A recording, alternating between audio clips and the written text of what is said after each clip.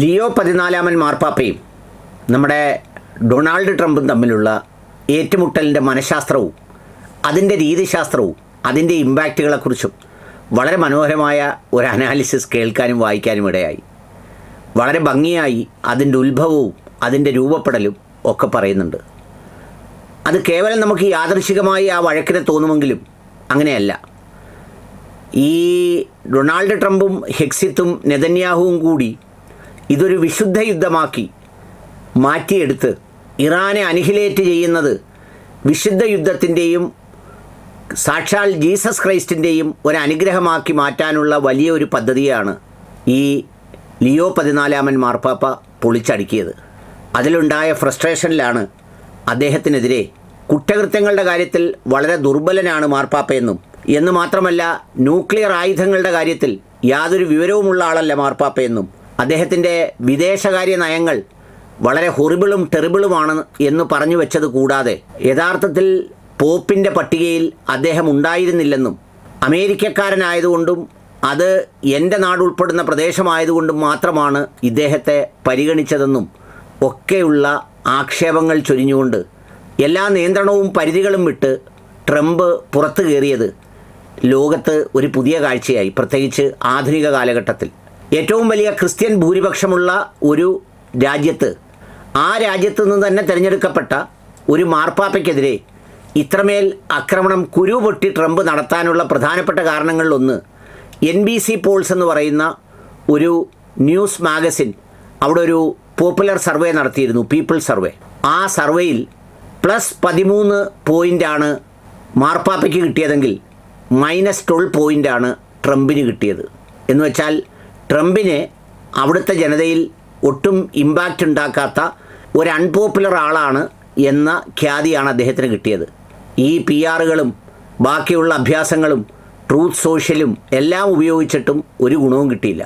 എന്നാൽ മാർപ്പാപ്പയ്ക്ക് വളരെ ഫേവറബിളായിട്ടുള്ള ഒരു അഭിപ്രായവും അവിടെ ഉണ്ടായി. എന്ന് മാത്രമല്ല, മാർച്ച് 25 ഹെക്സിത്ത് തൻ്റെ യുദ്ധത്തിന് പോകുന്ന പട്ടാളക്കാരെ അഭിസംബോധന ചെയ്തുകൊണ്ട് ഈ ഇറാൻ യുദ്ധത്തിന് ഒരു വിശുദ്ധ യുദ്ധത്തിൻ്റെ, ഒരു ജസ്റ്റ് വാറിൻ്റെ, നീതിയുടെ യുദ്ധം എന്ന പേരിൽ ഒരു പരിവേഷം നൽകി അതിനുതകും വിധം സാക്ഷാൽ യേശുക്രിസ്തു അവൻ്റെ ശത്രുക്കളായ മുഴുവൻ പേരെയും ഉന്മൂലനം ചെയ്യുന്നു എന്നൊക്കെ പറയുന്ന ബൈബിൾ വചനമൊക്കെ എടുത്ത് ഉദാഹരിച്ച് അങ്ങോട്ട് കത്തിക്കയറുമ്പോഴാണ് ബോംബിടുന്നിടത്തല്ല യേശുക്രിസ്തു ഉള്ളതെന്നും സമാധാനത്തിലാണ് യേശുക്രിസ്തു ഉള്ളതെന്നും പറഞ്ഞ് ഈ ലിയോപോൾ മാർപ്പാപ്പ തിരിച്ചടിച്ചത്. അങ്ങനെ തിരിച്ചടിച്ചതോടുകൂടി പണി പാളിയ ഘട്ടത്തിലാണ് ഞാൻ നേരത്തെ പറഞ്ഞ ആക്ഷേപങ്ങളൊക്കെയും ആവർത്തിച്ചാവർത്തിച്ച് ഇദ്ദേഹം ചൊരിഞ്ഞുകൊണ്ടേയിരുന്നത്.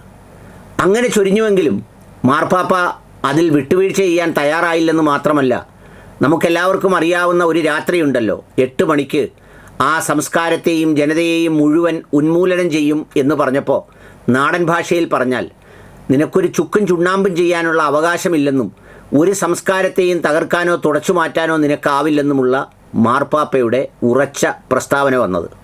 ആ പ്രസ്താവന വന്നതോടുകൂടി ഒരു കാര്യം ട്രംപിന് മനസ്സിലായി: ഇറാനും മാർപ്പാപ്പയും ഒന്നുപോലെയാണ്.